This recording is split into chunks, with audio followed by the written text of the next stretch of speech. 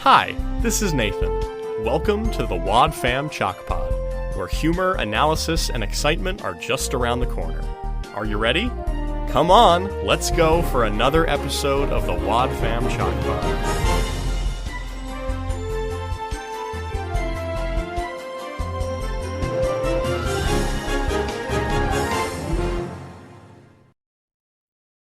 Hello and welcome to the Wad Fam Chalk Pod. I'm Dylan Weaver.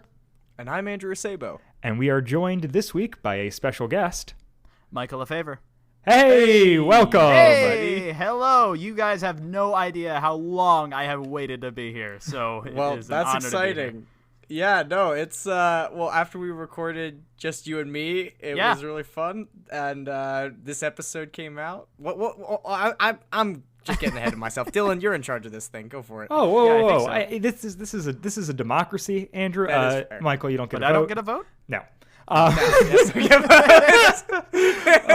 It's an oligarchy. All right. So we are back on the Rydell Saga train with episode 909. Let's call the whole thing off. Yeah. So yeah, let's call it off. It's just the saga. Yeah. Let's. Yep. This recording. At this point, no, let's keep recording. But yeah. We'll just cover a different episode. It's fine. All right. Cover County the Council again. No. So yeah, kind of with that out of the way. Michael, what's going on? Who are you? What's your history with Odyssey? What's your history with podcasting? I don't know. Fill us in. Sure. So I have been in the Odyssey fan base since like 2014 or so is when I joined the AIO Wiki. And I had been listening to Odyssey forever before then. I can't remember a time when I wasn't an Odyssey fan. Amen. Yeah. We can't relate. No, Dylan actually hates Odyssey. It's a little known fact. Yeah, pulling back the curtain. I mean, this podcast is about Gilmore Girls, right? Not Odyssey? Secretly. No, but I visited Focus on the Family in 2014, and that's kind of where I got my inroads with Nathan Hubler and the people over there. And so in 2017, I started the AIO Wiki podcast as Lee, because I had been going by the pseudonym Lee Asim, which is kind of Michael backwards, but also kind of not. So don't think about it too hard. It's kind of dumb. No, I am. So I meant to bring that up at some point prior to you saying it, because I did crack that code very early on in our conversations. I did not. Where I was like, oh, okay, it's Lee backwards. It's Michael backwards, kind of, sorta. It's very Aram inspired. Yeah, I have so far listened to every single podcast you put out, and it is really, really good quality stuff. It's great to be a part of this. Oh, thank you. It's really cool that in the way that this show has kind of evolved over time, you've definitely been a part of that, and it's really cool that it kind of finally culminates into a sort of crossover event. Well, hopefully this isn't the end. I'd be happy to have you guys on mine again sometime if you want. Hey, well, when the semester is over and I have the wonderful thing called free time, there's no reason. The wonderful thing about free time is that free time's a wonderful thing. Yeah. That's the other thing this is, a Winnie the Pooh podcast. Oh, I'm a Winnie the Pooh fanboy as well. There we go. Yeah. Spin-off podcast. You guys go get your own podcast. I'm gonna stay here and brood. Clone Wars, relationships, counseling. Yo, all right. Yo, Winnie the Pooh, The New Adventures of Winnie the Pooh is on Disney Plus, so it is. Oh, is it though? Yeah. Okay. Mm-hmm. I know that. Maybe. All right. So in my tumbly. This is what I have to deal with every week. So, Michael, one other thing, as we're kind of setting up context. Yes. What is your history with the Rydell Saga? Do you really want to know? Is the question. Yes, so, go for it. Going back to when I had the podcast, the AIO Wiki podcast, we reviewed The Writer's Ruse, and at this point I thought, there's something going on here, but I'm not sure what. And then I made a trailer on AIO Audio News, which is my current website, for the good in people, me saying, there's a secret in Odyssey, and then, little clips of Maury here and there. Then the episode came out, and there was the reveal at the end of, Maury's motivations, sort of, and that really got me into the saga. And then A Sacrificial Escape came out after that. The anticipation was really high for Further From the Truth, and then Further From the Truth ended up being, what it was. And so here I was kind of spearheading all the theories behind Maury, leading into the Rydell revelations. And then I did some listening parties with a bunch of my friends, I think the largest amount we had was 12 for part 3. We all listened to the Rydell Revelations together. And then I sat down with Phil Lawler to talk with him about Revelations, about like everything that went into it. And I realized that at the end of Revelations part 2, Maury's discussion with Wit, that is unresolved, sort of. Turns out Phil said, well, no, they actually resolved that at the end of part 3. Turns out Maury was right. And he said that in not so many words, and I don't know if he was just playing devil's advocate, but as soon as he told me that argument, the entire fan base went into an uproar about it, because it seemed like the episodes were condoning everything that Maury did and all of his actions. And turns out I've analyzed the episodes, and a lot of my friends and I have gone through and done recordings of, well, what did Wit say here? What did Maury say here?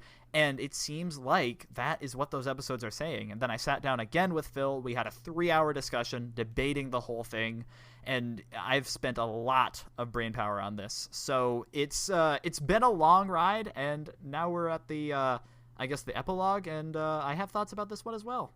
It's so interesting. Yeah, my first thought hearing all that is, how did you get so involved in like editing and creating your own like Odyssey related fan content and everything like that? Like, when did you start doing that? Well, that kind of really started with the trailer, with the Good and People trailer. Because and what made you want to do that?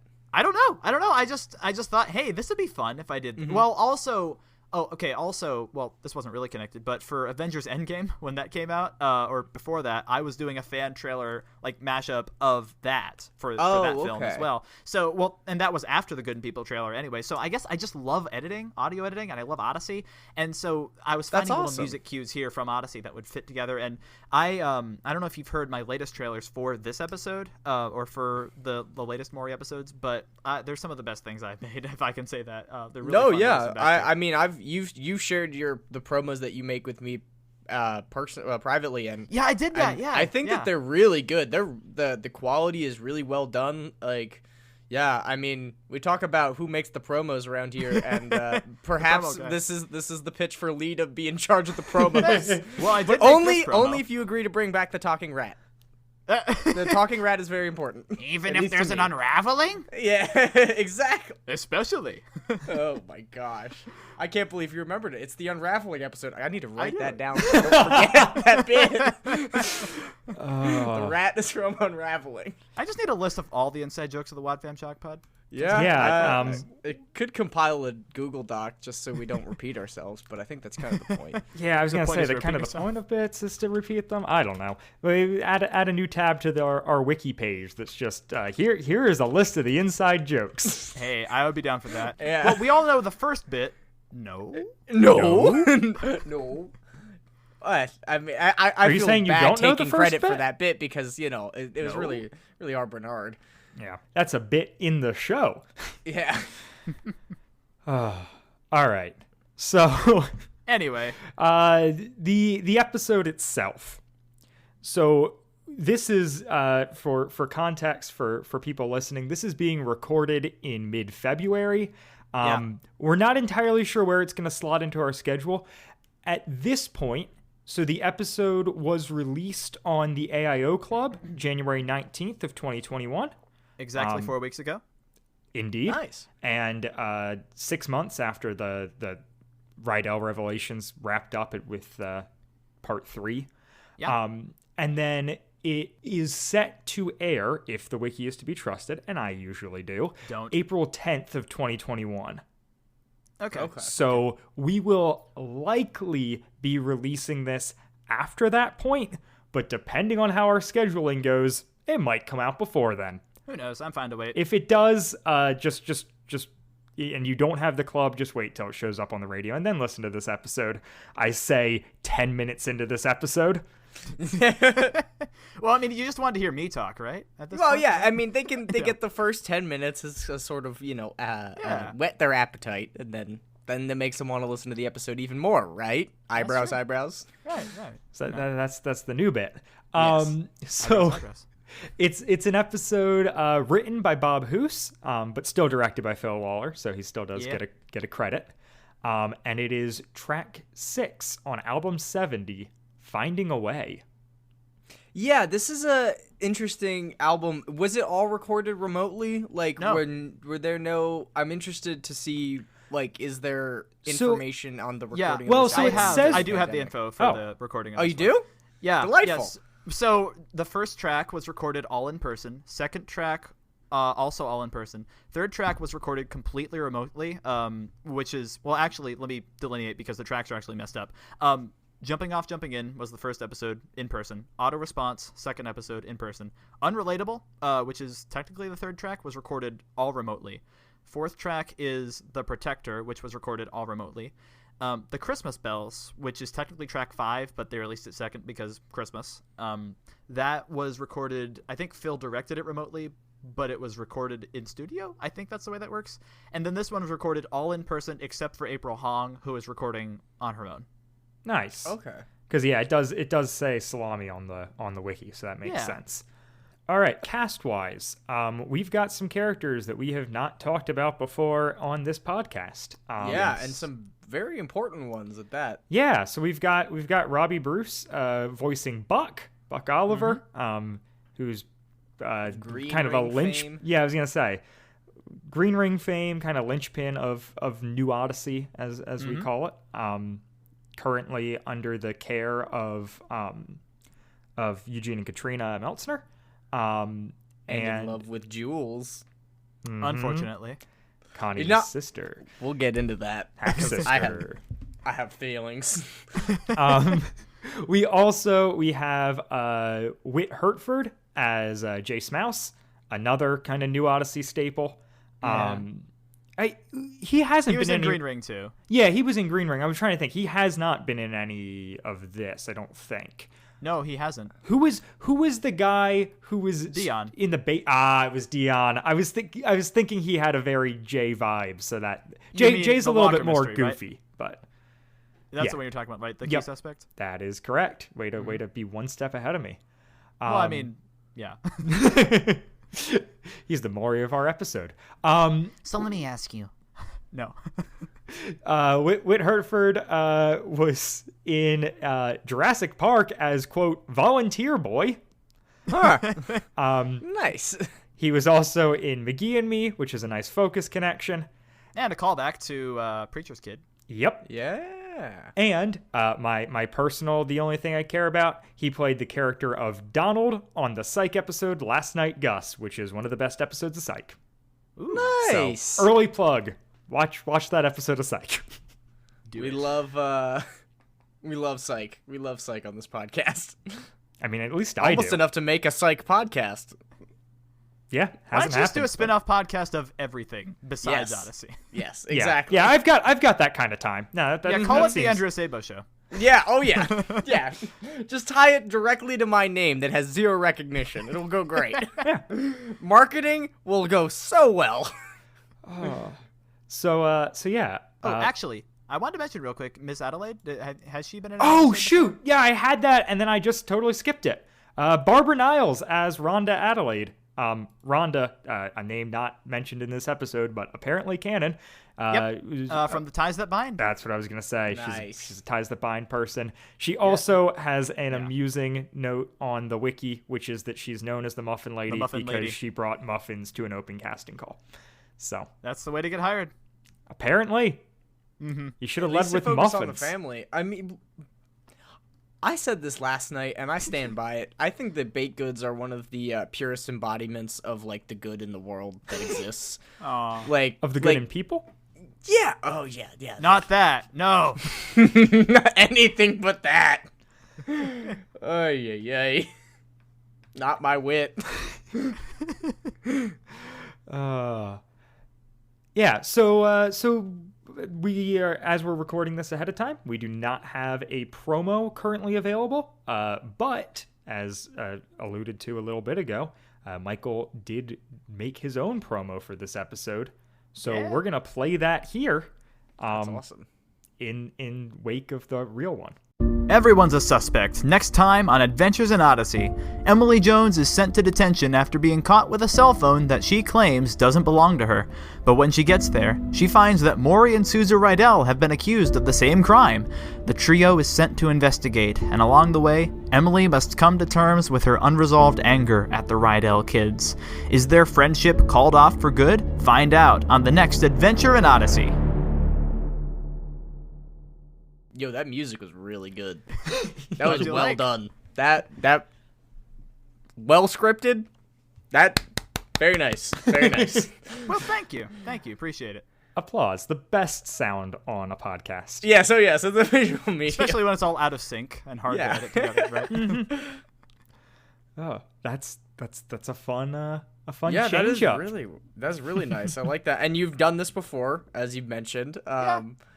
Is this something that you plan to continue doing with future episodes? Probably. Well, I mean, I did say, like, the Rydell Saga final trailer back in July when that came out, and then I made another one, so I guess I'm stuck making these now. Yeah. Well, Yeah. for as long as you decide to. College is, I think college is an okay time to maintain internet fandom. You know, yeah, maybe. It depends on Devotion. how much, yeah, I if I have time, I will. If I don't have time, I won't, so tweet Exactly. at me. No, I don't have a Twitter. Never mind. Yeah, I did notice that. That was Political unfortunate. stuff, it got too tough for me. I was in an echo chamber, not great. Yeah. Yeah, no, honestly, I definitely I respect that. Getting out of I try to avoid Twitter and Facebook as much as I can, because whenever I do, I feel this like overwhelming urge to participate in not necessarily positive ways. Yeah, and so that's I just don't. Yeah, I've been off Twitter for a handful of weeks as well, just kind of for the fun of it. Which is and also Andrew took over the social media, so I don't even have that to lock me in. Yeah. Stay tuned for maybe me asking you questions. I mean, hopefully at this point they'll already have been tuned to it. Hopefully, yes. So Let if me you get leave on that the in, other side of Dylan, this and that midterm. actually didn't happen, then we can all go to Andrew and say, what? What happened? Yeah. Like, oh, it's just Andrew. He said he was gonna do a thing and then he forgot about it. It's never happened before. Certainly never. Not like earlier today. I mean, what? All right. So, the episode. Yes. That is the next thing. My first note is just, oh boy, here we go. Yeah.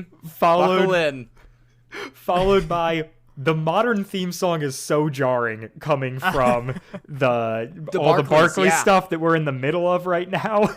Yeah. It's yeah. these like cavernous synths, I guess, or whatever. Yeah, like Or horns. They're like French horns, perhaps. it's not like it's a bad thing. Like I have no, it's just like a funny, like, I don't know, like you can, if you're listening through Odyssey in order, like they change the theme song from time to time, but it kind of has a normal progression to it. And this just felt like, oh, we just like jumped 20 years into the future. Because we did. Because you did Definitely, jump 20 years into the future. It was basically. very, very jarring, and even just the sound engineering in some of like the transitions in this episode, like the flashback scene. It sounds like Yeah. like the Star Trek "Beam Me Up, Scotty" like sound. Yeah, I found that was a bit different than normal Odyssey music. But even kind from of Jared like De Pasquale. Arthur-y, the doodly doodly doo, and the screen Yeah. goes all blurry. Yeah. Well, the thing is, because Jared, who did the music for this, is not the normal composer for Odyssey. Right. Oh. I know. I noted that immediately. Well, because he's done a bunch of the Rydell stuff, and then we just started off, and I was like, I really liked not the theme, but the opening music for the episode. Really which was like a longer cut than normal and sounded really cool and different and not super Odyssey-y, which I appreciated. And then I was like, I bet this is Mr. De Pasquale coming back. And guess what? You'd be right. I look at that. My Odyssey instincts are getting so good.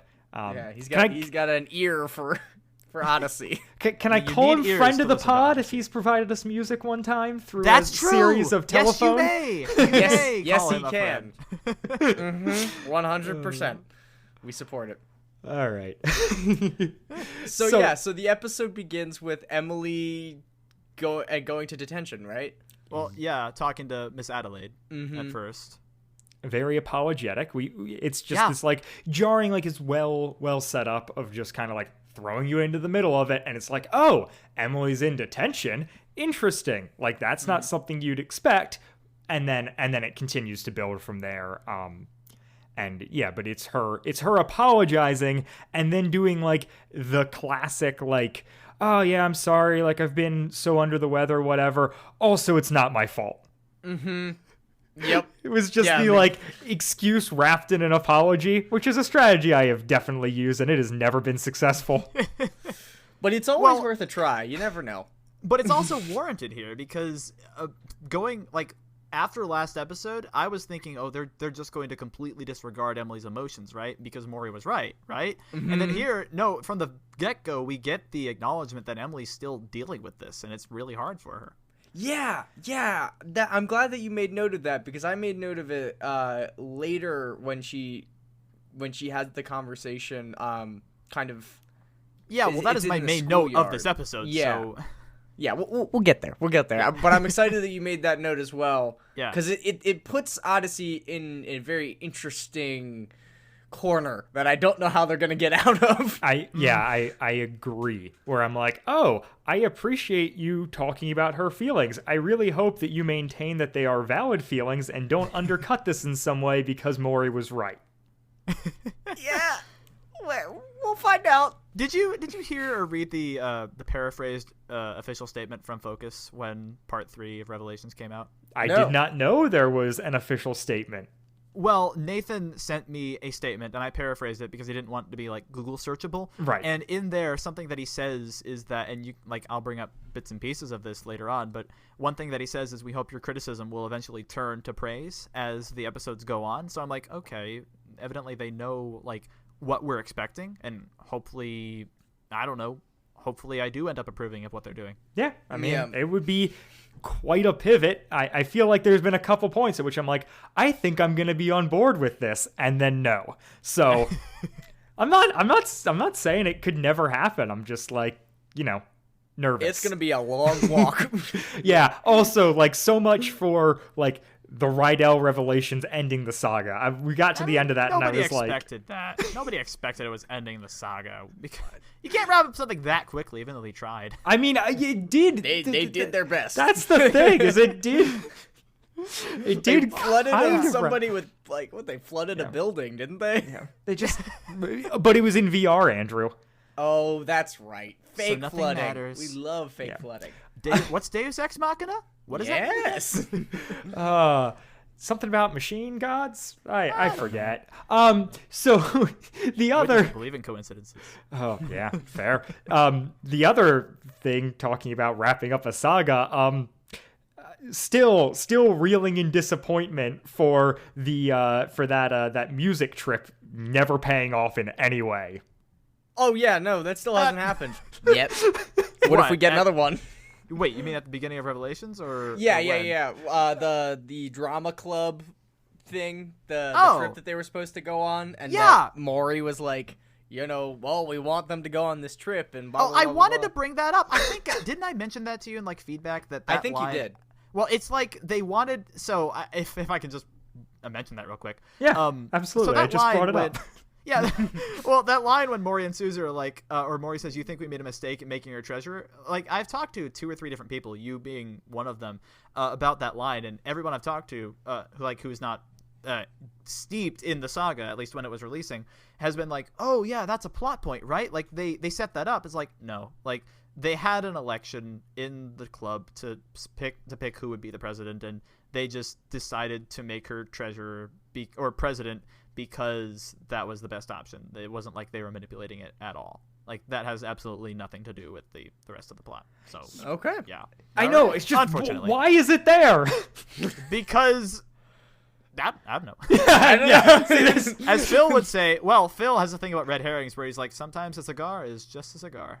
And sometimes a plot point doesn't mean anything at all. And I'm like, you're right, it doesn't. But okay. Fine. I'll take my toys and leave. The getting back to the episode at hand. During this exchange between Emily and Miss Adelaide, where Emily is, talking about her moodiness of recent, Miss Adelaide has a killer line of being moody about coffee and chocolate because I'm a woman. Kids. And Emily's like, I can relate to the chocolate. Yeah. Like, wait, Emily hasn't drank coffee before? I imagine Emily would be the one. If Yeah, no, that I do find that hard to believe. I feel like somebody of her intellectual capability in middle school is definitely a coffee drinker. Are you trying to insult me here, Andrew, as the non-coffee drinker on the pod? I don't drink coffee anymore, but I also don't claim to be intelligent. So, hey, I think he's like 65-year-old stats professor has never drank coffee in his life. Yeah, no, it's the thing. The older I'm getting, I love coffee, and I used to drink a lot of coffee, but unfortunately, my stomach can't do that anymore. And now I'm living the Dylan Weaver life, where I rarely ever drink caffeine, and when I do, boy, does it hit. Yeah, that's the great thing about depriving yourself of a drug. It hits real good when you do right. partake. Caffeine is a drug, right? Yeah. Oh man, it's so works. fun when you remember that. So the story that Emily explains is that she's in trouble for using a phone in class. Mm-hmm. She then explains that it was not her phone. And that is why she is innocent. She's not sure how the phone ended up in her bag. They later explain that the phone rang, but unless I'm mistaken, they did not hit that off the top. And I was a little confused where I was like, did she just open up her book bag and find the phone and then pick it up? And then the teacher caught her? What was the circumstance here? I was a little confused off the top with that aspect of it. Yeah, no, I definitely, I was in a similar place. And I'm also a little bit concerned about the administration at the school just immediately without hearing her out, just saying, oh, there's a phone, you're going to detention, not oh, is that your phone? Oh, are you doing something on your phone? And the fact that the same thing happened to all three of them and that Miss Adelaide is just yeah, you're just making excuses. That's, is that realistic? I don't know. It's a little concerning, but also I would be concerned if someone who is currently in middle school had a phone that rang. Just period. I'm why would it be off vibrate? Why would you be getting a phone call? You're in middle school. I don't get, my phone is never off vibrate. And I'm an adult. Well, my phone is always off vibrate. I just don't have it vibrate at all because that would distract me too much. So it's just completely silent. Just completely silent, which is really annoying when people call me. Right. And then you miss it. I'm the same boat. Yeah. I don't know why would you be able to hear a phone ringing in class? That's all I'm saying. She should have known immediately. Oh, this is clearly an adult man's phone. Because had it been a child's phone, it would have been silent. That's a good point. That is an excellent point. That's what you're getting at. No, that's completely correct. Dylan's good for that sort of logic. So let's see if that logic continues throughout the rest of the episode. Yeah. We'll so see. This is she kind of drops that there's a lot of people in detention for the same reason, have the same excuse. Meaning two other people. Yeah, being two other people. It's kind of hinted at there. And then Emily goes over and she sees Mori and Suzu there, and that's what they kind of, lead off the conversation with of oh, we're here for the same reason. We got phones planted on us, and they sent us to the principal's office, or sent us to detention for them. Yeah, so Suzu calls Emily over. She's like, yes, come over here, Emily, or come sit with us, which... the way that Suzu and Mori are treating this situation all throughout, I can talk about it more at the end, but I do not have good feelings about it, and I think that's intentional. Yeah. I hope it's intentional, because otherwise I feel like it's just bad writing. Right. It's it's that thing of are they up to something, or are they that socially inept? Mm-hmm. Well, my point is that they don't recognize that Emily doesn't want to have anything to do with them because they ruined her life. Yeah, they got rid of her partner in crime, as is mentioned later. They traumatized her. Like, they relentlessly. They toyed with controlled her. Like, they gave her a mystery that she basically had to solve, and she almost solved it, and they're like, they say, I think Maury even says that later, like, you came really close to solving it. Aren't you happy? Wasn't that good? And the point is, like, no, they manipulated all of that. Yeah. No, well, again, with the kind of Moriarty parallels, well, yeah. in the just kind of, they foil each other. I was surprised to see how much Suzu is set up to be kind of continually almost more of Emily's foil than Maury is. And then Maury is like yeah, I can tell that he's the mastermind, and like the minute like there's a lot of talk about text messages and emails and stuff like that, and I'm like, oh, so this episode's just playing on the Maury's a super genius and has access to everybody's digital information. Which, true, yeah. I have in my notes, truly, that my note just says, Emily rightly assumes that Maury and Suzu are involved. Yeah, like, I was just 100%. I have Maury sus written in my notes. Yeah, I was no, just exactly. I was like, oh yeah, Emily's absolutely, like, I have a couple different notes throughout this that are like me trying to make my predictions, and one of them was just like, oh yes, very clearly they are involved, and then they are not. Well, they aren't going to be involved, right? Because he's right. So he's not involved if we're taking the lore of these episodes into play here. Like, naturally, we would assume he's involved. Right. But the fact that they're all three here together in detention seems a bit too suspicious. Yeah, I don't know. There's been so much suspicion throughout theories. this. I think that this was an existing thing that he was aware of because he has god powers and his access to, like, you know, basically knowing everything because of digital stuff. Well, he's not Wit. He doesn't know everything. He can know everything. He knows everything that exists on the internet. Wit just knows everything else that exists in real life. Yeah, well, I mean, we'll get into it as the episode goes on, but like, it has been a trend throughout these episodes of just like, oh, the way in which they set these mysteries up never provides a, like, enjoyable conclusion for me. Like, the first couple ones we talked about totally paid off in a way where I was like, I buy this is fun, this is maybe building to something. And then as time has gone on, I'm just kind of like, like you were setting this up to be so much of a mystery, and then you just kind of like shrug through it a bit at the end. It's I don't know, it's been a little bit of my burnout with this saga. Well, so a little bit of context for Modern Odyssey. Bob Hoose is the main mystery writer on the show, and starting in 2010, there was another writer who was writing Emily and Matthew mysteries, and most of them were they were kind of little things here and there, like who stole Emily's brother's video game or who stole the candy and things like that. And a lot of them were kind of all of the information that you needed to know was revealed in the third act. Not awesome. And then a couple of them had really great character moments and really paid off. And I thought in this arc or this saga, the key suspect, given that it's unresolved at the end, was good to explore and to think, like, who do you think is behind it, and to kind of figure out on your own. And then Writer's Ruse, Further from the Truth. You probably already know my opinions on those, like, kind of the same as yours. But this mystery especially too, it's not set up as a mystery that should be solved, and I think that's a problem. Right.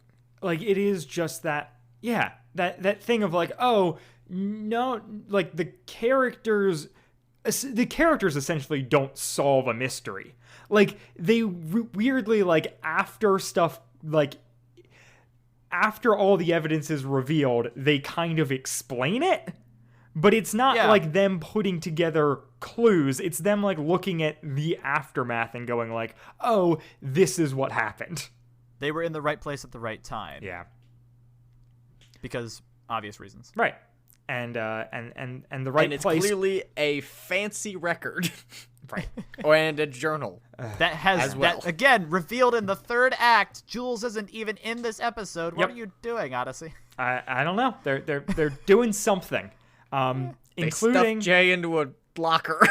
Not even a locker, a cabinet.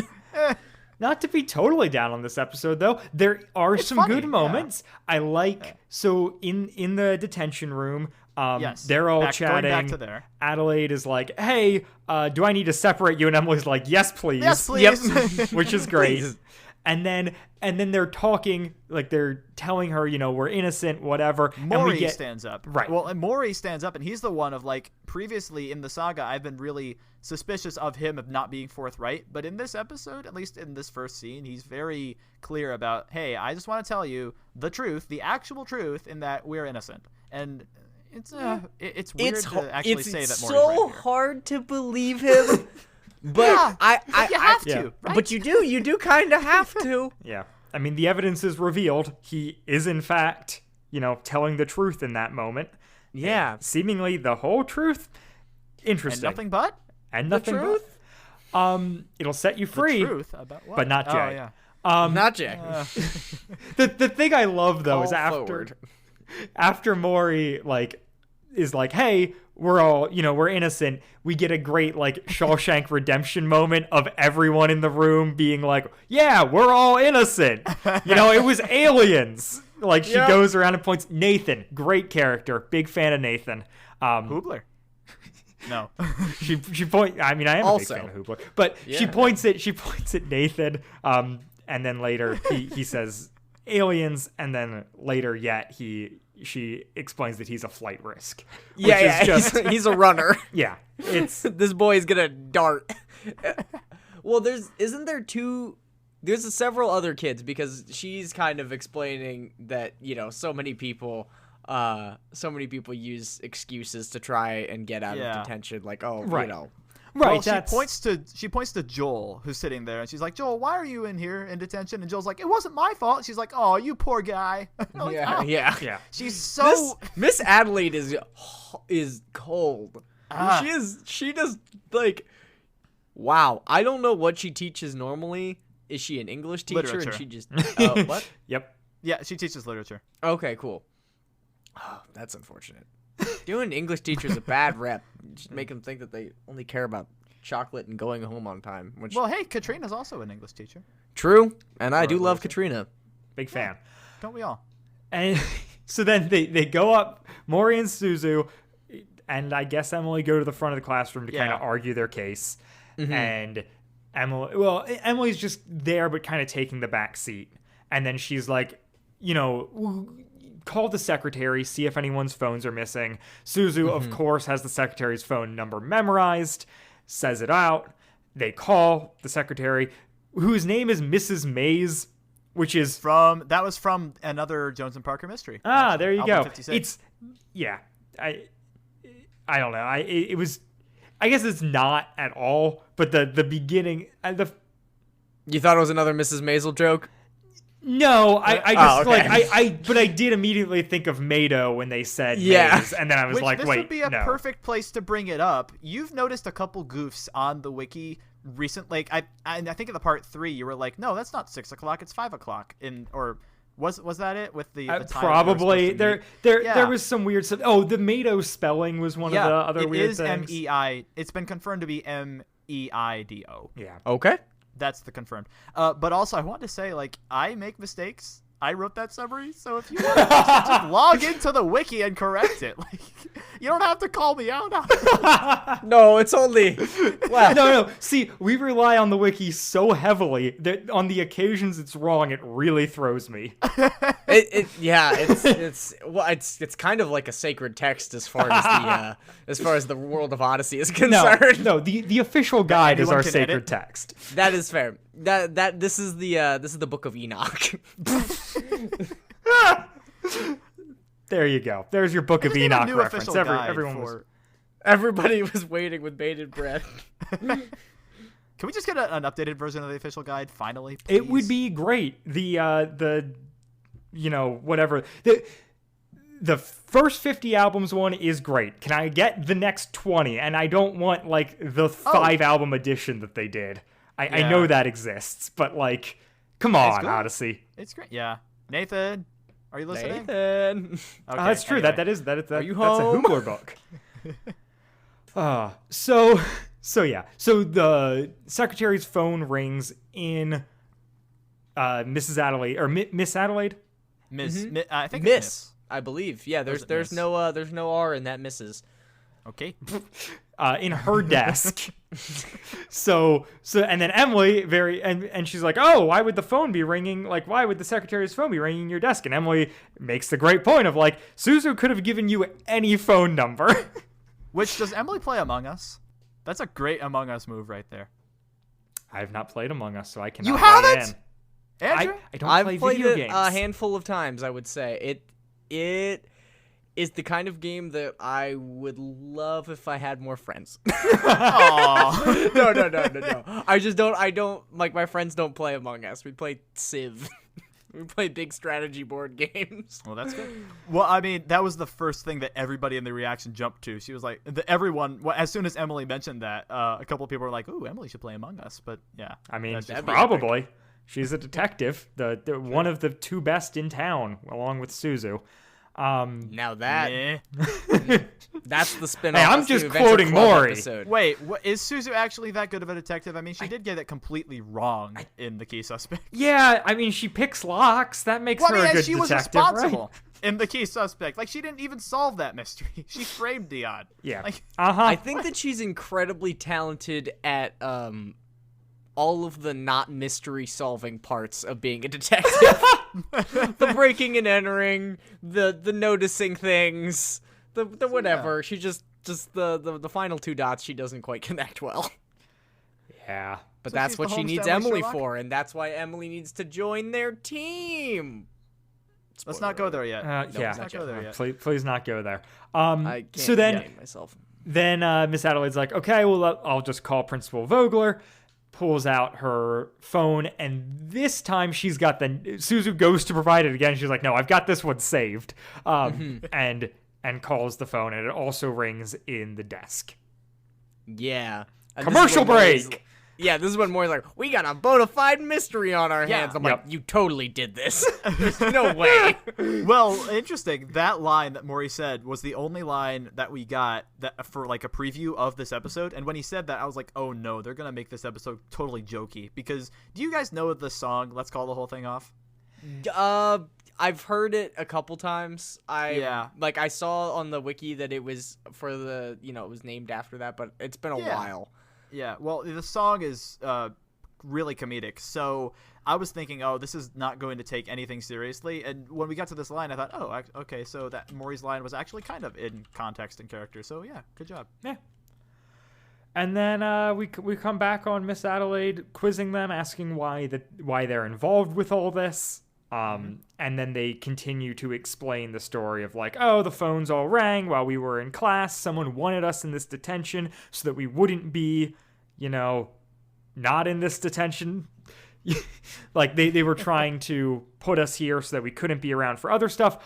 Also, this is a note from earlier in the episode, but their school day ends at 3:45, which seems so late. My guess Yeah. is it ends at 3:30, and it takes 15 minutes to give people to get into detention. I mean, 3:30 is still kind of late. Yeah, It is 3:30 late. I still mean, seems local late. high schools get out at 3. And Hey, my last class today was 4:50, so that's college. That doesn't count. They just I mean, abuse us. I had because we a give them college money. class that ended at 9. I'm not throwing that one around. Yeah, no, I had a 5 a.m. Nursing clinical. It was 5 a.m. to Why? 3 p.m. Why? Because, well, I'm not in nursing school anymore. It was miserable. No, you see, you ever seen a happy nurse? They're so hard to find. They are not most happy of the people. girls here at Liberty seem pretty nice, but That's fair. I haven't met the Liberty. I'm sure the Christian college aspect of it would help. I was at a not Christian school for nursing, and everybody was just very sad and very poor. that would do it. Yeah, going to a Christian college solves every problem. Oh yes, I know for sure. As- It certainly hasn't added any. No existential dread here. I don't know what you're talking about.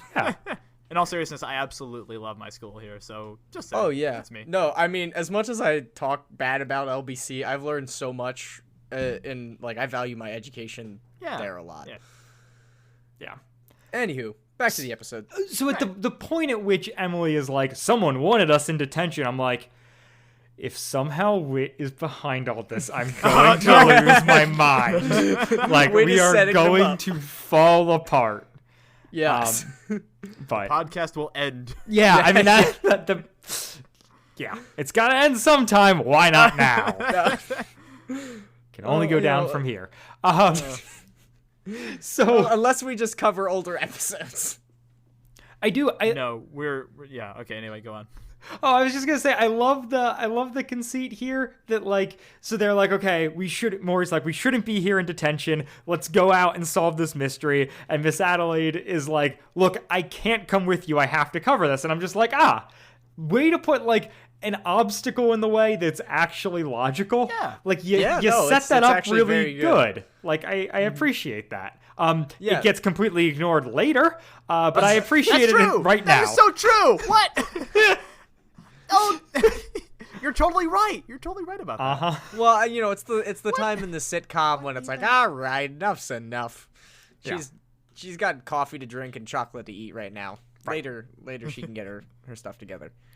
So they. Well, I did want to mention right before then, Emily, or Maury rather, mentions that Emily and Susan are the best detectives in the school, and Ms. Adelaide says, and what about you? And Oh, yeah. Maury says, well, I'm a good and supportive brother and friend, which that's exactly what he thinks about himself.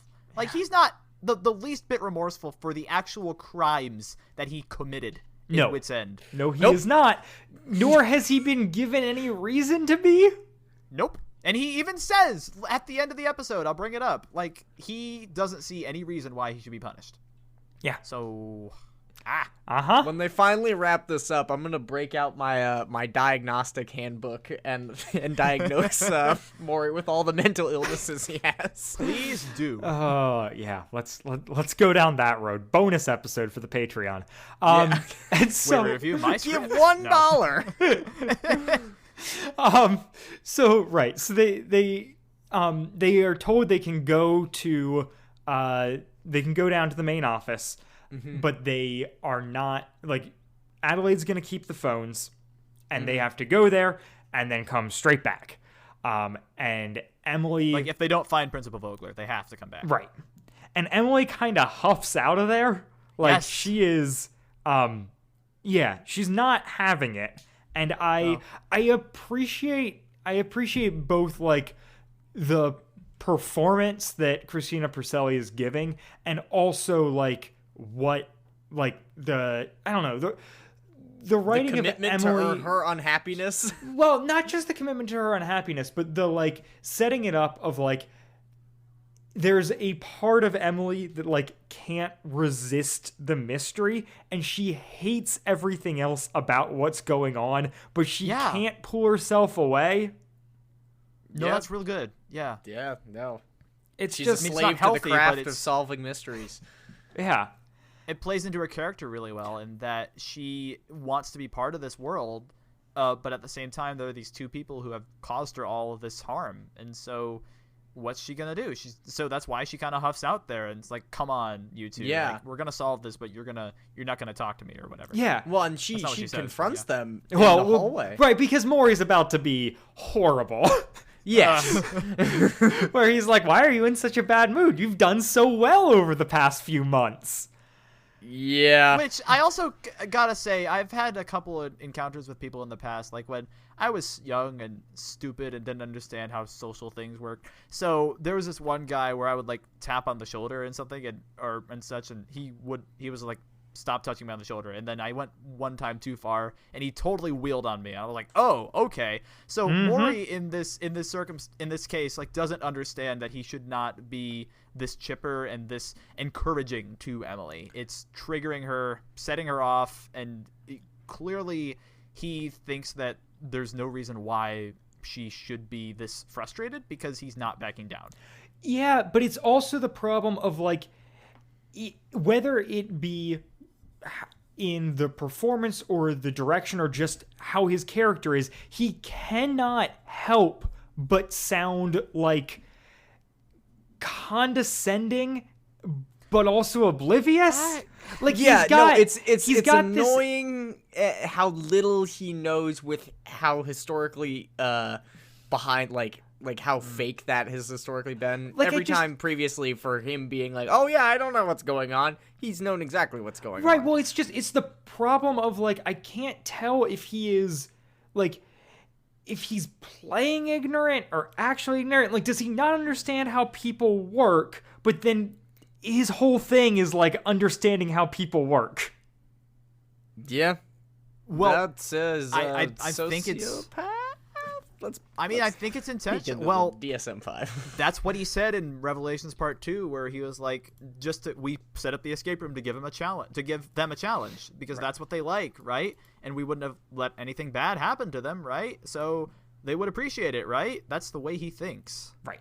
Yeah. Is that's because his parents weren't around when he was growing up, and he just never had healthy relationships modeled for him, or I don't know.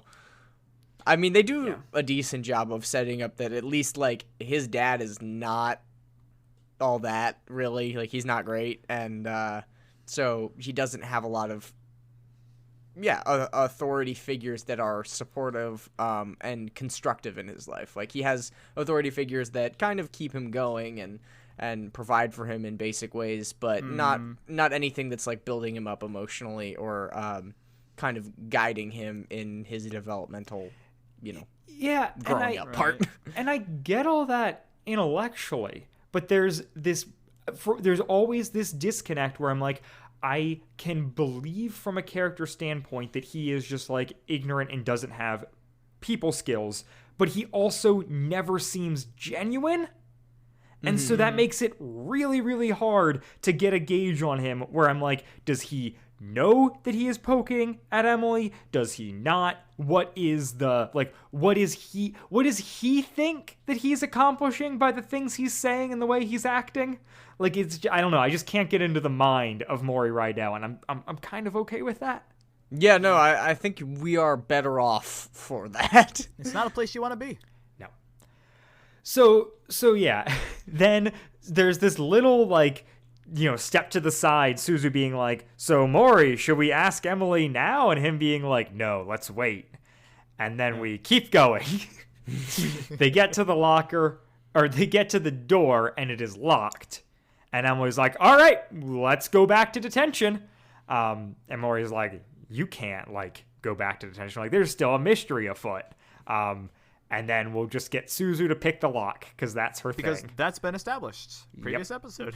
Oh, actually, wait, but before the picking the lock is her throwing out, like, hey, there's some stuff that's been out of the ordinary. Or have any of you guys noticed stuff that's been out of the ordinary? Oh, right. Which is when we get, like, some of the, like, top tier expositional dialogue of just like, we saw Buck in the hallways, but he doesn't go to school here, which I thought was interesting. Are there other schools in Odyssey? Do Eugene and Katrina not live in Odyssey? What's the situation there? I don't understand this context. This is the middle school, and Buck is in high school. Yes. Oh! Yeah, that makes perfect sense. Yeah. Yeah, and they do stuff together right? all the it's really confusing. They do stuff together all the time because there's a lot of crossover between, hey, this character who's in middle school is doing something on the committee in the high school and stuff. So I guess they're not in the same location, but they are connected somehow. But there's just not a reason why Buck would be there. Gotcha. Except that Katrina teaches at the high school, I guess? No, the middle school. Yeah. Katrina's at the middle school because they're at the middle school. Yep. The rest of these characters are middle school. I guess Buck is high school, which that makes. Jay's high school, actually, too. Jay's high school? Because Jay's in another episode with Buck in high school. But then why is Jay... Like, they're not surprised by Jay being here now. I don't... Yeah, it's the wishy-washy Odyssey. Maybe he's got... Maybe Jay's got, like... No, I was going to say Jay's really smart and he's got one course where he has to go to the high school, but that seems unlikely. Maybe he's got one course where he's got to go to the middle school. I don't know. He failed algebra like 3 times. Really, really smart at one subject and nothing else. Maybe. So like that. Yeah. So right, there's this whole thing of like, okay, Buck was in the hallways. Also, Jay was like looking at the school office about to pull the fire alarm when and then we fade into the scene actually transpiring. Yep. Yeah. Which is cool, and it's fun that they do that. And another thing that I love about this episode is that it is set in a school. Yeah. Like we talked about Parker for President previously, and how much we like that that side of that episode. And as far as stuff that I can take away from this episode that's genuinely good, the sound effects, the environment, I love the fact that we can have a story that involves all these different characters in one central location that is that isn't Wit's End, just because it kind of fleshes out the universe a little bit more. Yeah, I agree. I have nothing to add there. neither do I. So That's your fault. Oh yeah. So then there's the whole Jay is a fun character. I'm glad they threw him into the mix here. He's got this whole thing about like when Suzu approaches him is like, "Are you about to pull the fire alarm?" He's like, "No, I'm looking for monkeys." Yeah. Which is Ape swings from the tree. Like, oh, you're gonna use him to summon the monkeys? I thought he's that like, was "Oh, I pretty need funny. a flute or a banana for that." Yeah. No, Jay is actually really funny. I don't know. But he's also really random. yes. Yeah, no, he That's is. funny. I think I hated him, and then he said, "You should know for a minute that I never make sense," and I was like, okay. This guy, we speak the same language. That's what we call lampshading. You just justify lampshading. It's where you address the problem within the context of the thing, so that it's no longer a problem. Which is you seem like a really random and goofy character. Well, if I just call attention to that, then it's no longer a writing mistake. It's a choice. Like, how would Mori know you would go to the kitchen instead of the bathroom? Right. Exactly. They never actually answer it. Nope. But we say it on air, so it's fine. So then Are we a part of the problem? So the thing that did lose some charm points on Jay is him saying, "Oh, you're snoozy, right?" Yeah. I was just like, I don't, man.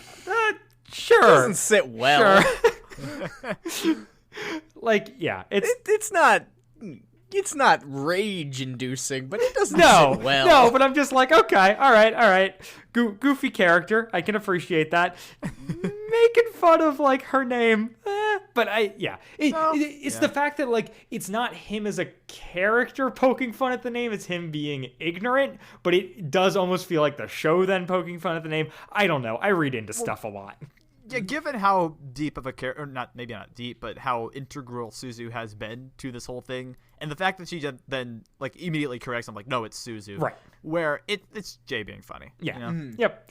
Yeah. Then they right. Oh, then this whole thing with the Elvis record. Yeah. When Someone he's else like, take so this.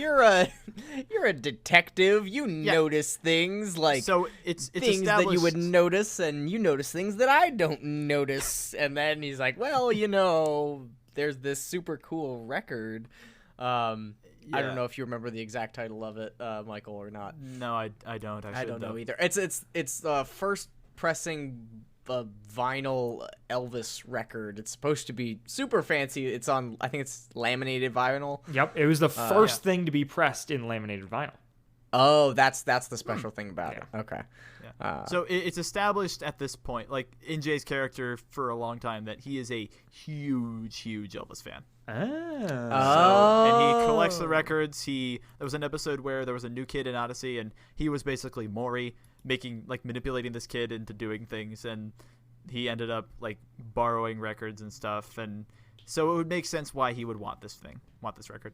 Gotcha. Okay. So cool. That makes a little bit more sense then, because I was like, if you're going to have just like a random reference to a record in this episode, why not make it like the soundtrack for Shall We Dance, which would get you your Let's Call the Whole Thing Off reference, or like another, like do it, like make it, a Billie Holiday, record, because she did a cover of that song or whatever. Like there was like, I was like, oh, if you're going to like nod to like something that would exist on vinyl in your title, then why would you have another record in there? But I also did not know this whole Elvis thing. Also, is this just like this is just a red herring. Like, there's nothing to this statement, Yeah, right? there is. Well, there is. I wrote down the whole plot later. It's still really convoluted and not great, but it is kind of significant. So well, no, it is significant. So is the idea that he is being told to get the record instead of the diary? He wants the record, and so he's using the diary to blackmail Jules. Oh, did you get that, Andrew? I did not get that. I fully did not get that. I am okay with it, and it makes sense now that I'm hearing it. Because I had some questions as far as, I didn't understand Jay's motivations. So I figured that Buck was helping. Like, I figured Jay was gonna get the record as payment for helping Buck or something. But that is a little bit more nefarious, and oh boy. Yeah, I can explain the whole thing when we get now to, we're just blackmailing Jules. Great. Okay. The character we don't Great. even get to hear from. I know! This is like when we say something wrong on the episode and then we get emails, but the emails are happening in real time. Nice. And a couple times you got actually audio recordings, so... Yeah, no, that's true. But now this is a live audio recording. You have no Podcast idea. mediums, Again, you have don't no you idea know? how fun this is for me to be here and just pick up on little things you say here and there. Oh yeah, no, it's actually really great. It's Yeah. very strange that I get to talk with somebody that's as into Odyssey as I am, as is not Dylan. Yeah. Ditto, Andrew. Ditto. Yeah, it's just beneficial to have someone who also understands what is going on in this Rydell thing, because I am, struggling.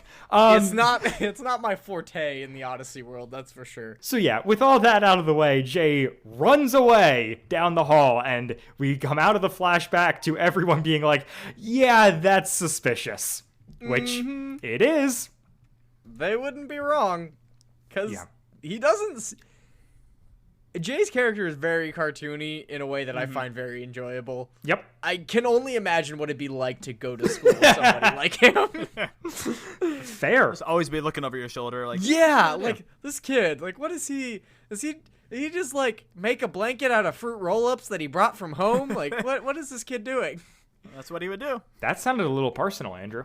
I've never done that. I don't know what you're talking about. It's not on my bed right now. That's true. You would have to have gone to a school for that to have happened. Oh, you're right. So it's at this point that Suzu picks the lock, and Emily's like, I'm not going in. Like, I can't believe you just did that. And then she goes in. And she goes she's resisting, in. But Maury is just so manipulative again here. Like, Oh, well, he's like, yeah, she's so fast at that. Yeah, it's his all shucks thing. It just he just rubs me the wrong way. Well, she has a line where she says, "Why am I listening to you?" And Maury says, "Because you're smart." Again, Yeah. he's thinking so positively of himself here. Yeah. Yeah, Man, no, he does like himself quite a bit. A little bit of narcissistic personality disorder shining through there. I did look it up. He does meet the criteria. I buy that. So Maury then breaks into the computer at the office desk, with which he not only gets in. So okay, you get into it. IT professional coming through here. You get into the computer. Okay, whatever. If you get into that computer, you can assume that Mrs. Mays is going to be logged in. To her email. That's totally fine. So you're able to get to her email, and from there, see that she got an email saying that her phone would be at wit's end at 4:10. He then logs into Vogler's email, and that email says that he was meeting at McAllister Park. At this point, I wrote in my notes, I am so frustrated that no one seems concerned about the third phone. And then in the episode, they're like, oh yeah, the third email went to Vice Principal Morris. That must be the other phone. Yeah, it was kind of just tossed out there. But yeah, there was a line in here somewhere where they said, like, we have the two phones as evidence. I think that was earlier. I thought, what? You had a third phone. So Right. It was nice they actually brought it up.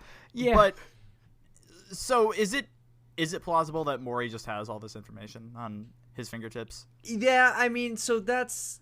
Right. He just That's knows what I'm everyone's assuming. password. Yeah, he knows everybody's passwords, or he can somehow hack into he knows what information, what servers the school's right. I was gonna say he information is could be stored on. accessing like the email server, I guess, is the other option here. Yeah.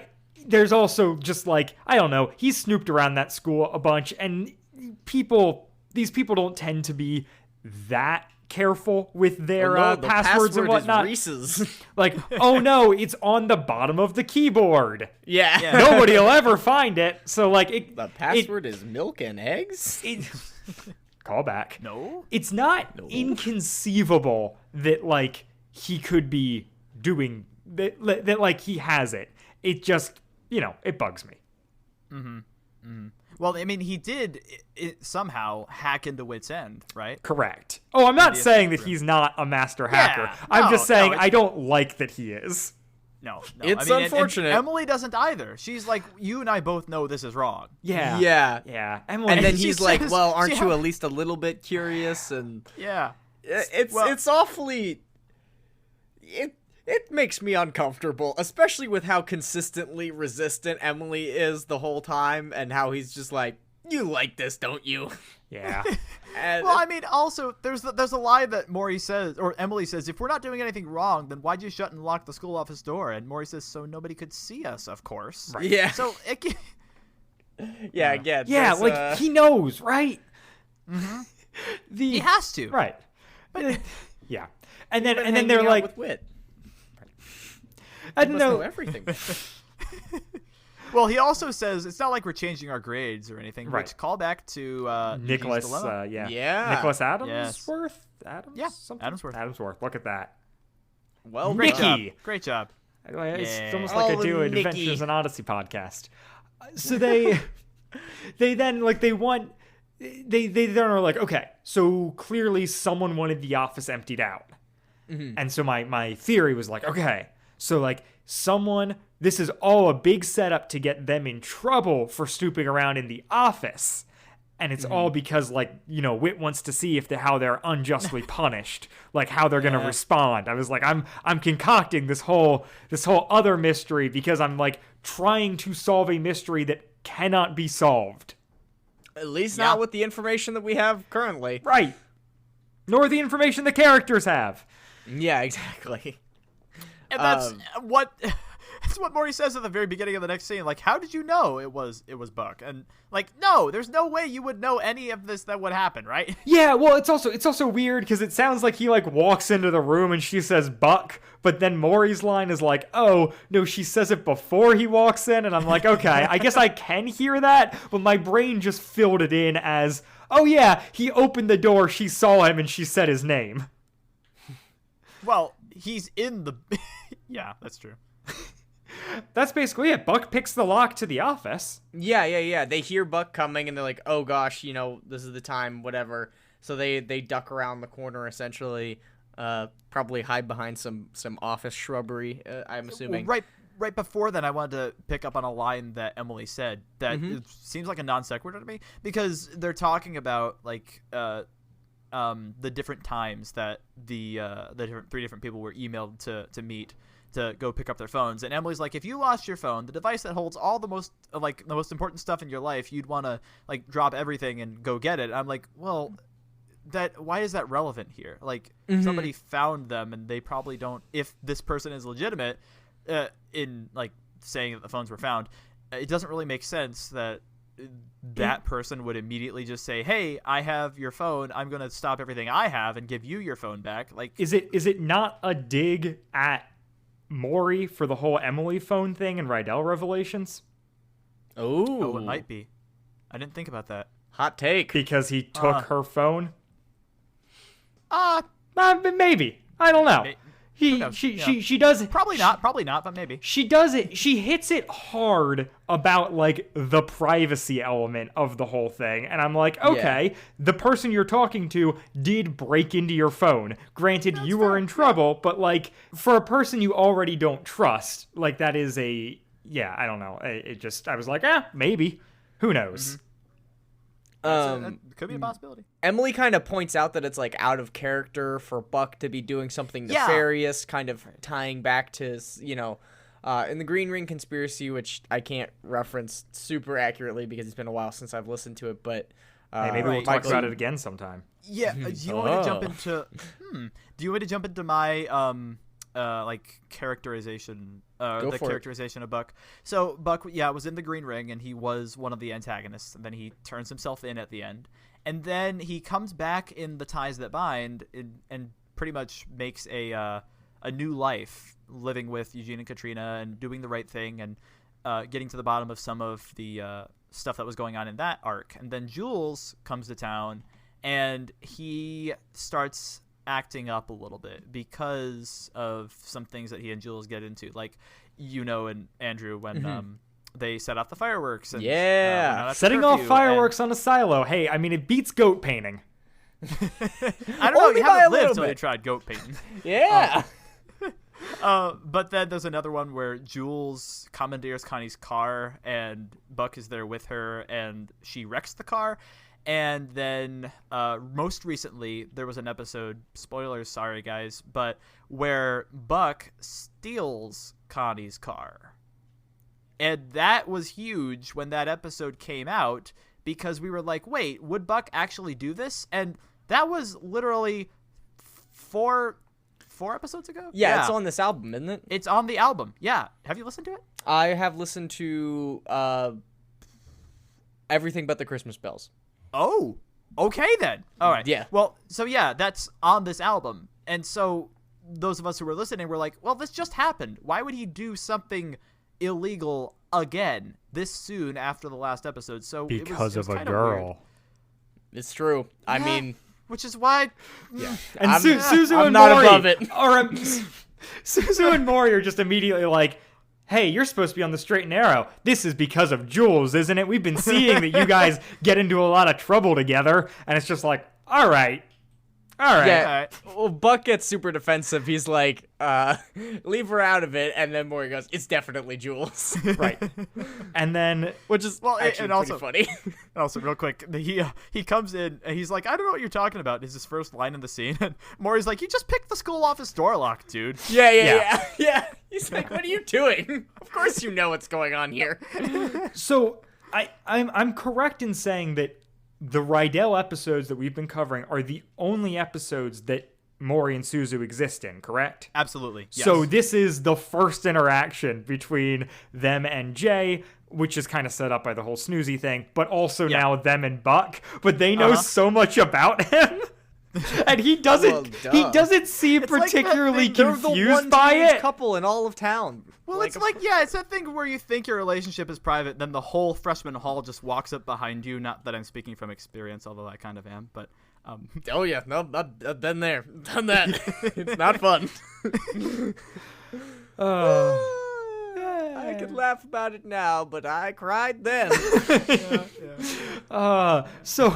Right. So it's at this point then that Suzu picks the lock to Vogler's office, which, like, I understand that it's the point, but, like, in every instance, Emily just keeps putting up a fight, and I'm like, I understand we've got this thing going of, like, you want to do the right thing, but you're also fighting against the urge to solve a mystery. At the same time, you are in so deep at this point, do you really care that she's picking the lock to the principal's office? Like, Emily has been going along with what Mori and Suzu have been doing, but for the most part, I guess she's just complicit in it? Yeah, I mean, she the thing is, she does not have plausible deniability. She is 100%, if they get in trouble, which they do, she gets in trouble, which she does. And then she immediately puts Mori in, we'll get there, but yeah. So Suzu picks the lock, and Jay yells from a cabinet. Yeah. Yeah, no, she picks the lock, and he kind of stumbles out, falls out. They pull him out. I'm presuming this is cabinet. This is a small, like, waist-tight cabinet where he's, like, all crouched up. Yeah. Presumably, I'm imagining him in like a metal drawer. Yeah. What is like this? Pulls him out and he's horizontal. What is this cabinet that locks behind itself? What? Very secure. That's what it is. There. Well put. Thank you. So maybe Vogler just locks it up every night. You know, there's Anxiety me there that we justifying. haven't gotten into yet. So, Need the Vogler backstory episode. I mean, I'd be please. interested.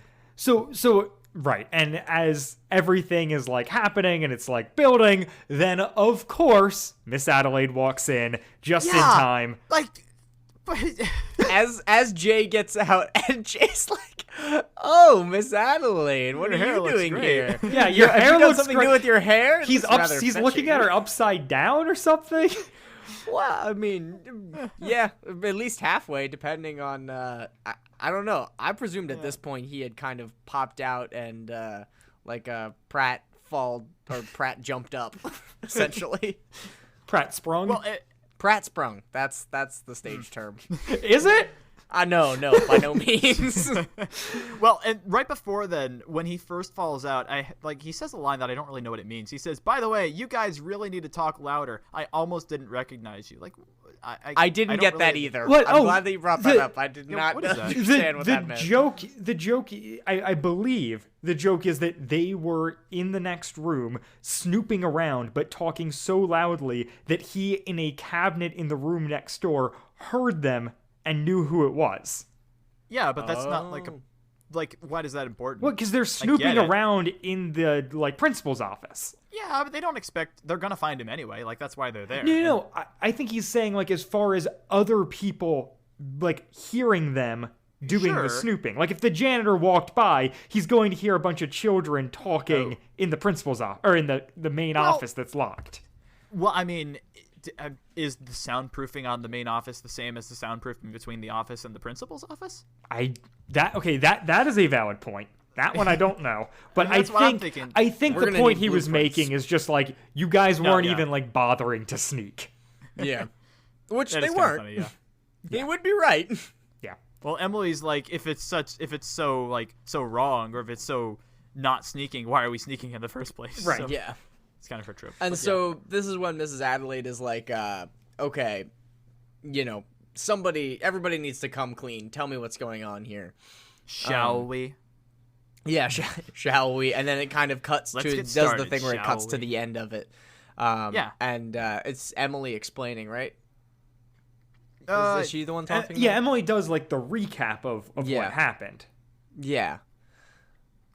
So, do you want me to do the recap? Sure, do the recap because I wasn't fully tracking Okay. with it in the way it seems like you were. So Okay. So, parts of this don't exactly make sense, but Adventures in most part- Odyssey. Yeah. presentation, folks. No.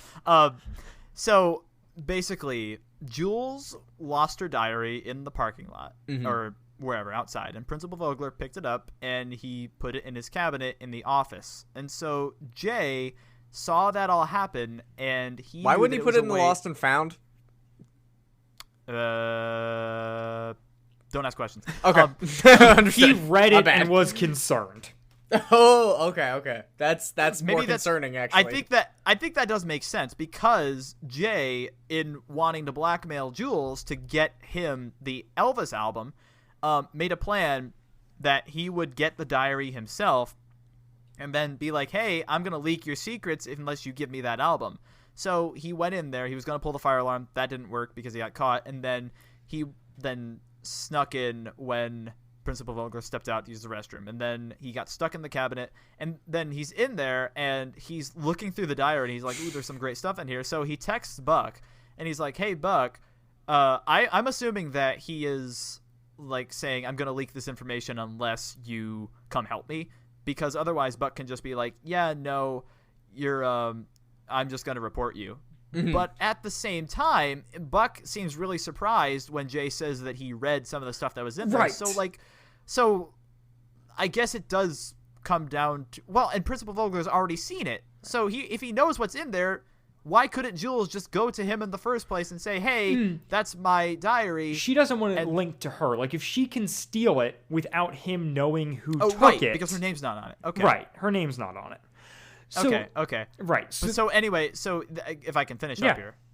So then Jay is like, "You need to get me out," and Buck doesn't know how to get him out. So he frames Emily, Maury, and Suzu by stealing Mrs. May's, Principal Vogler, and Vice Principal Morris's phones and then calls the phones and has them like sent to detention because reasons. And then he sends the emails to the three of them and somehow to Mrs. Mays' daughter at 2, and then she relays the email to Mrs. Mays.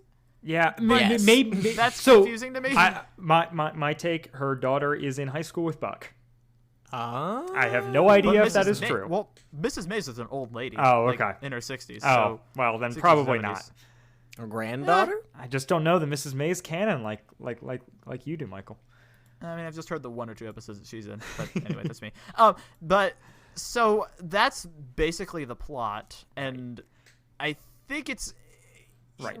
There's no way that you would know that any of this was the case unless you had the clue about the diary, which we didn't have until this exact moment in the episode. Nor does it really make sense. And once again, Unfortunately, no. lamp shading. Emily goes immediately. The truth is a whole lot easier than all this. Which, yup. I understand the point you're making, and also, like, yeah, it is baffling to me, even if you remove the whole J element, it is baffling to me that Buck was like, okay, I gotta get into the main office to get this diary that my sorta kinda girlfriend doesn't want people to know is hers, so let me steal 3 cell phones, send emails back to the people whose phones I stole, plant those stolen phones in the bags of classmates who I think might figure this out, call those phones to get them in detention, schedule the phone pickup for the same time, and then during that time break into this office. Why didn't he wait until they had all gone home? Right, that's exactly it. If he can just break into the office, what is Schools are it? pretty easy. I mean, everybody's pretty much out of there by like 5 o'clock. Right, it's like if you Of wait all the things to break into, schools are not hard. if you wait 30 minutes to an hour, you can go in there without stealing phones, planting phones, sending emails, all of these extra pieces that could fail. Like, what if the teacher is just like, or the secretary, the principal is just like, no, I'm not meeting you in some place for my phone. Also, what we didn't know is that there's a microfiche in her diary. there it is. That was the piece we were all missing. The fiche we were missing. The tiny fish, the smallest of fish. Her diary has the formula for TA418. Oh, my word. So yeah, it's so much. And when you add in the J thing, which for me, listening, I was just like, okay, so like, I don't know the context here. Maybe Jay and Jules have a, like, get along or something that he was willing to do this for her. And then, yeah, not picking up on the whole blackmail thing because it's not clearly laid out, in my opinion. And also the line of him of when Buck is like, what? You read it, really works against it. Yeah. Yeah. Well, and also, Emily says an album that I guess Jules was using to pay Jay off for doing something. Right. And So that's it. So is the plan that Jay is hoping to blackmail her? Or it might actually just be, unless I'm missing something, it might just be that she said, hey, I will give you this album if you get the journal for me. There might not be any, like, double crossing from Jay. It might just be a deal that he and Jules made. Yeah, that might actually be legitimate, but I like the blackmail theory. But it's not really. I'm trying to simplify all of this convolutedness a little bit, and I think that explanation doesn't contradict anything, and That's also true. It's it still... also makes Buck's line work better. Okay. Yeah, better. That is true. I'm just thinking this is the whole further from the truth thing where we're 18 minutes into the episode and Emily's like, none of this makes any sense. And I'm like, well, what have I been listening to for the past 20 minutes? Yeah.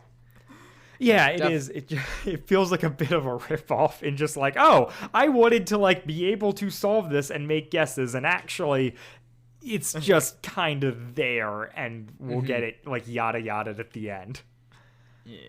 Yeah, it's important to note at this point that, you know, everything's come out, and this is where they're all like trying to get out of the consequences, like you said. And sorry, go ahead. No, Go you're ahead. good. You're good. Go for it. You sound like you had something to say. This was something really, again, feeding into Maury's character development. At the end of Revelations Part 3, Wit's like, well, it's debatable whether or not you broke the law, but you still are going to have to face consequences of what you've done. Of course, you also helped to capture a notorious spy, so that might lighten your sentence. And here, Maury's like, so we helped solve this case, so doesn't that mean we're off the hook? That's something Maury got directly from Wit. Yeah, and that's Miss Adelaide fair. and Emily are like, no. So Good call. Good call, Yeah. Miss Adelaide, because she would get fired if she didn't, because these children, mind you, hacked into the school email and the principal's office. good on you, Miss Adelaide. Yeah. Yeah. Also, Odyssey Middle School needs better locks. Like, stat. Well, I mean, why is Suzu still allowed to roam the halls of this middle school when she literally opened up every single locker? Like, that's not a repercussion. There's nothing for that? Yeah, there's definitely some in-school suspension that is not happening right now. Yeah. So Emily rats on Maury about hacking, but it becomes very clear only in the next scene that they are all going to be culprits for this. They are, they all got caught. They all have dirt on their hands. So if you don't mind, the next scene is Suzu and Emily and Maury, and Jay is also there picking up trash in the schoolyard. Yeah, he's like, stop talking, and I want to like pick up my trash in peace or something is what he says. Yeah, he's Yes. Jay is not happy, not having it. And this is Maury is still in a really good mood, which is so infuriating. Yeah, I mean, he's always in a good mood. It's because he's in He's love the with good guy. Emily, I guess. I don't know. Oh, okay. So there was an interview with Atticus Schaefer, who's the actor of Maury, and he said he would not be opposed to Maury and Emily getting together. Yeah, I mean, we haven't talked about that, but we've talked about this as an idea. I would be opposed. Absolutely, because he's an abusive man. yes. Yeah. Foreshadowing? I don't want to be like a child shamer or anything like that, but this guy has been very dishonest. Yeah. All right. Shows no remorse for it. Like, there's one. Dating we'll get before to... you're 18 is like sketch in general. As somebody who's done it plenty. I was gonna say, as the poster child for it. Yeah. So emphasis I on would say, child. Well, we're not. I don't even think we're talking about like teen dating here, just in general. Yeah. But yeah, that is true. Yeah. There would need to be serious like changes and on Maury's part. For this to even be a possibility. No, don't worry. He'll become a Christian, and then it'll be all okay. And it'll all be good. Yeah. It'll be okay, right? Because Wit's teaching him. Christian stuff. Because she so clearly trusts Wit, which she says in the scene that she doesn't. All right. We're getting ahead though, so a little bit more. Emily finally gets the chance in this community service scene to open up a little bit about her feelings in a way that was nice. Yeah. I really liked it. There's a little bit of a lead up to that where they're still saying like, hey, or Suzu says, we make a good team, don't you think? Which don't you think maybe reference back to a couple lines Suzu said before. But then Emily's like not having any part of it, and she goes over to pick up some cans, and she's like, no need to join me. And Maury's like, oh, we'll tag along. Like, clearly he does not get it. Yeah. Like, yeah. And then, Emily then starts to talk. Yeah, well, and her thing here is just like, I'm not like this whole everything you did. I can't trust you. As a result, like I don't feel like I can trust Wit, and it's all your fault. Which is correct. Well, it's not though. It's Wit's really fault not. Too. Absolutely. Like the way that the series has been portrayed is that Emily is the antagonist of the Rydell Revelations. Wit and Maury are the protagonists, and Emily working to bring down Maury makes Emily the antagonist. Like, regardless of good guy bad guy scenario, right. Or like even Maury being the good guy, framed as the good guy in that episode, Emily is the one we're supposed to root against because she has a vendetta against Maury. But now, in this episode, Emily is clearly the protagonist because we see her going through this emotional struggle and getting to the end here of being really clear about, hey, this is what I'm dealing with, and you're not helping with it. So and right, she goes on to be like, I'm angry all the time, despite like my prayers that I won't be. Yeah, I've been which praying is a beautiful line. I've been praying that God would change me and do something to erase these feelings, But they're still here. And that is a very, very real thing to say. That I'm glad that they said it that way, because I hope that the people that hear the show can relate to that moment. Because it's hard. Like, as a Christian, when you feel like God is the answer to all your problems, and you're like, God, I am so feeling this way that it is not good, and I just don't know what to do with these feelings. It can be really, really hard, especially if you're a kid. Which I still believe that God is the answer to our problems. Oh, yeah, 100%. But sometimes he'll leave us with those emotions to teach us something. Well, and yeah, and as as a child, you don't quite understand that, like, God works in his own timing, and, that you learn through it, and that, the glory of God is turning something bad into something good, just as much as it is making something good in the first place. Yeah. Can I get personal here for a second? Yeah, of course. So I went through a relationship, I guess you could call it, in high school, like senior year, that it kind of ended this way. It's still unresolved, and like I never got that moment of reconciliation. I wanted it with this one person to be like, hey, I understand where we both are, and I understand both of our emotions, but can we forgive each other, move on, reconcile, because this has been a whole huge misunderstanding, and it never happened. And that's what Emily is dealing with right here, where I tried to, like, I wanted those emotions to go away, the bad feelings that I had, and they wouldn't go away, and I don't even know that they have now. Like, I don't still dwell on it anymore. But with Emily too, it's hard to do that without making that reconciliation. Yeah, and Emily is in a place where I absolutely do not want her to reconcile with Maury Rydell, because he doesn't understand the severity of what he's done to her. That's exactly it. If she reconciled, then, like, if she can forgive him, just don't reconcile. Correct. Like, he's not going to understand that he ever did something wrong, which is really, and he really clearly doesn't hear. Frustrating. And and up to and this I would point, hope he clearly doesn't. As his father could say, could speak to that, but father, that doesn't seem to be. I don't know. That doesn't seem to be on guardian. the table at the moment. Yeah. No. Sorry. I mean, like, father figure. I just left off the word figure. Well, he is all our father. Yeah, he is. Yes. He is father with capital F. But another point, if I can jump in here too. Jump in. I was talking just. You mind if I keep going? Yeah, of course. Well, what Emily focuses on, and what Bob Hoose is writing, I'm guessing, is more of Emily's embarrassment over it all, which. You can take it to mean like, oh, well, that's just her embarrassment about it. She could get over it. But I think it's implied the trauma that she's gone through. Like with Phil writing in Revelations Part 1, he made me and Matthew think we were going to die in that escape room. And there, I think, actually, Andrew, you heard jumping off, jumping in, right? Mm-hmm. So you know what Marshall Younger wrote in that episode, where he has a line where Whit says, "Now you went through a traumatic experience." And that's how I was like, yes, like Whit understands in that episode. Yeah, but here Emily's trauma is showing through in her anger, in her embarrassment, in her reticence to be around the Rydells.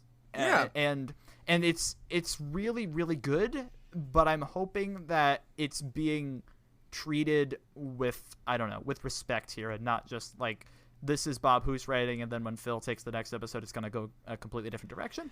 Right. I don't know. Yeah. Time will tell. Time will tell as far. The next episode will be out in album 71. Is that been announced? We're just getting one per album. That seems like the path forward. No, thank you. Anyway. As long as there's not that many more albums that have it on it. If we have like 2 more episodes, I don't know. I think that this because let's continue with the scene. So obviously Emily calls them out, and this is when like Maury and Suzu kind of go to bat for Whit. a little bit and defend him and say like, oh, well, he's been talking to us about God stuff and about forgiveness stuff, and it's been starting to make a lot of sense. And Emily is rightfully very cautious about that, and is like, yeah, you definitely should be hearing this because, you're messed up. And so they kind of keep pushing this and saying that, okay, Wit's praying for her. Wit says that she's a good leader, and is kind of like oddly talking Emily up through Maury, essentially. Yeah. It comes across a little not great. Like, this is not a fun what Wit you just thing said. Yeah. that he's doing here. It feels like I love Wit, and so I hesitate to use the word grooming, but this is a young girl that, like, these people have definitely put her through a lot of stuff, and maybe just my background with, seeing, the results of trauma and stuff like that predisposes me to be hesitant, but it is very uncomfortable that somebody that she admits she doesn't feel safe with, they are trying to use him, or he's using them, whichever way it goes, to kind of shoehorn Emily and Suzu and Maury back into their lives. Yeah, well, part of that is, like, she doesn't trust the spiritual side of Wit. Like, there's nothing, usually the connotation of grooming, it's not that, clearly not that here, and I understand why the parallels, like, it might exist, but her mistrust of him is to the point of where Wit is trying to regain her trust. Okay. That's as long as that's what's happening. As long as, but I still, I think it's weird, and I think Wit needs to. I don't know that Wit recognizes what Emily's going through, but and I don't even know that this is like something that Wit told Maury to say to Emily. But right, Wit's I was going to say, to Maury, I read it more as this is something that Wit has said to Maury, and Maury just, doesn't have a filter, can't read people, and is just repeating it. Mm-hmm. Yeah. Then, he is taking a message from Wit. And Wit does clearly think that Emily is special, and Emily is apt or suited for this kind of mystery solving. Right. That's what he says at the end of part 3. Yeah. She's so special that, we should expose her to trauma. So that she can live to her biggest potential. Yeah, exactly, right? That's the way this all works, right? That's what I wanted to hear, folks. Because nobody was actually in danger the whole time. Right, yeah. Certainly not. Yeah. There aren't consequences. Yeah. No. Okay, that's done. All right. And then but in the middle of Emily's monologue also, I wanted to bring up that Suzu does say, "We're very sorry." Yep. What is the significance of that? She apologizes for Maury. Maury will not apologize. Because he's narcissistic.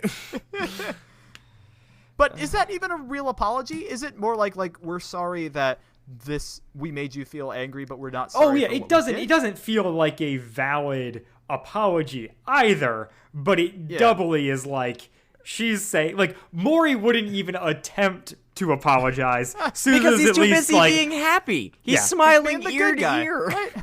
Yeah. Suzu's just casually apologizing. Just that'll make you quiet, right? If I apologize here. She's obviously the more emotional, Suzu and Maury. She's the more emotional of the two because she's feeling Emily's emotion along with her, and Maury's just like, all right, let's cut to the stuff where I get to look smart. Talk. Yeah. And so Maury again plays the Wit card and saying that he's been praying for her and is defending him, and then it builds up into him inviting. Nope, Suzu does it. Suzu does it. Which do you want to join our team? No. And then Chris's immediate question: do you think Emily should join a team with the Rydells? And my all caps, no. Nope. No. Yes. Nope. And then Chris says we'll have to wait to see what she decides and what new mysteries are waiting to be. No, thank you. No more. No. Poor Emily has been through so much. Well, and also, there's no way the next episode begins with her being like, yeah, let's do that. Like, I would be that even would be a total more breach of the concerned. character we had right here. Right. Like they Tell me, please. obviously. So Bob Hoose knows what he's doing Yep. in doing this because Emily is the fans. Emily is me, and I love this final scene. This is probably the best scene of the entire saga because it finally gets it. Like, Yeah. it understands what is wrong with this saga. So, and then the ending to have, like, we want you to join our The team just unresolved feels like, trauma of this child.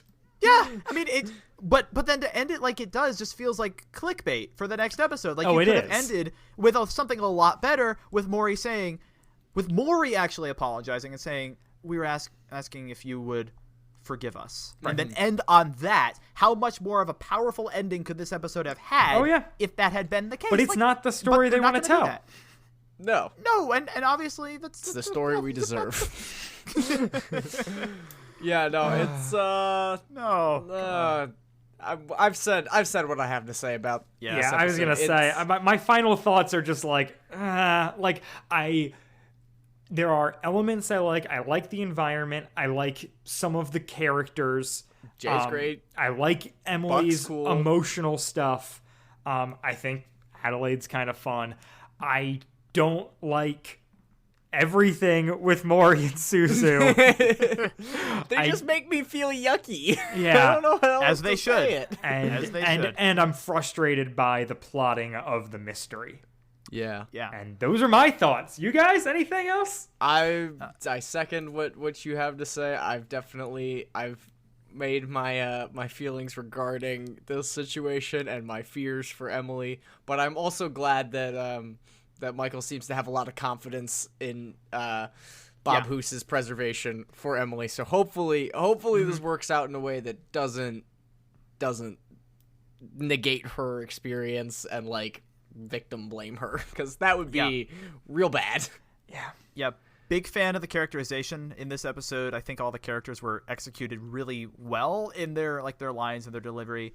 Unfortunately, we're still continuing the meta-narrative that Maury was right, but we get to see it from Emily's perspective, which I think was very, very much warranted. So, Definitely. yeah, agreed. Ditto on the plot of the mystery and such. But hey, music wasn't overdone. Music fit the mood pretty well, and I'll at least listen to the next episode. Oh yeah, So, well, and all that being said, for New Odyssey, I did enjoy a lot of the episodes on this album.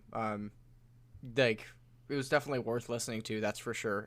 And I like the teen romance in Odyssey. I get that it's not super Odyssey-y to have the Buck and Jules thing going on, but I like it. I think he deserves better, honestly. Well, we'll find out, won't we?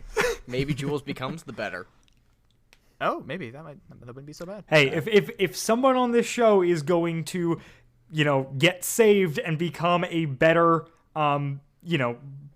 boyfriend/girlfriend, I'm okay with it being Jules, not Maury. No. Yeah. Maury has a long way to go. Yeah. Maury Yeah, learns from this. He gets saved, and then he tries again with somebody else, and we get to be happy that he learned. At the rate at which things are going in this show, like, we end the podcast before the Rydell saga ends, right? Like, Hypothetically, yeah. like it seems, just this whole. I don't know. I understand they're still trying to figure 4 stuff more out with their episodes new before I graduate.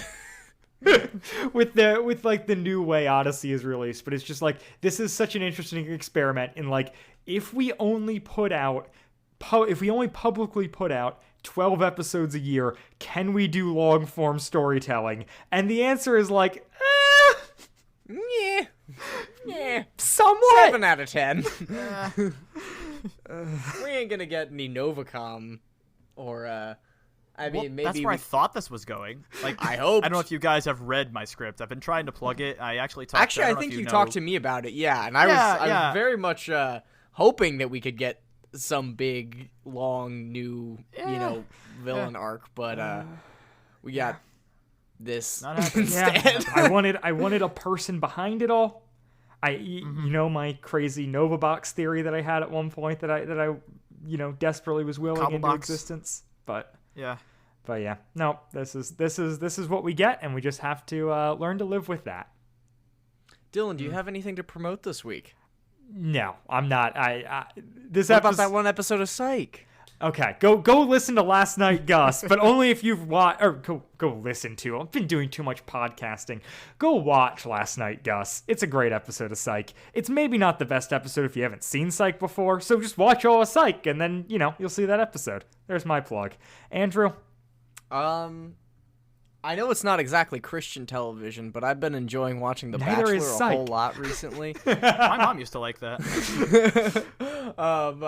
Will it still be going makes when me this depressed these episode days. airs? Yes. Okay. Yes. So Perfect. my employ is I don't have any friends that watch The Bachelor, so watch The Bachelor so I can talk to you about it, Chalk Squad. Okay. And we turn it to Michael. What do you have? I'll plug everything if that's okay. Yeah, go for it. What you got? I'll plug the Odyssey Scoopcast, which Okay. I am now running, odysseyscoopcast.com. I'll plug AIOaudionews.com. You don't have to put all of this in the links if you don't want to. Dylan. Don't It's worry, fine. I will. Yeah. He is religious. That's what the links are there for. Also plug the AIO Wiki podcast interview with Phil Lawler that I did. Yep. It'll be number 29. And also for a random reason, just plug Bethany's Mysterious Flood, YTP I did of Bethany's Flood on Audio News, which I'll probably, if you guys have time, I'll play for you right after this recording. It's kind of dumb, but yeah. Okay. That's all I got. Hey, that is stuff. I'm here Okay. for it. Okay. With all that being said, we don't know when this episode is coming out, so we don't know what episode is next. So enjoy that one. And There will be an episode of Odyssey, and there will be two people talking about it. Most probably likely me and Dylan. I mean, it might be a guest episode. I don't know what our Who schedule's knows? going to shake out to be. Drew? So until then, Drew. bye guys. Bye. Bye!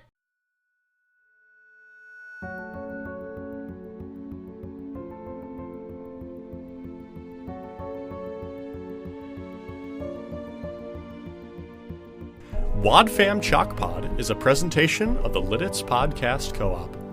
This show is a fan podcast and has no official affiliation with Adventures in Odyssey or Focus on the Family. As such, the copyright is ours under Creative Commons.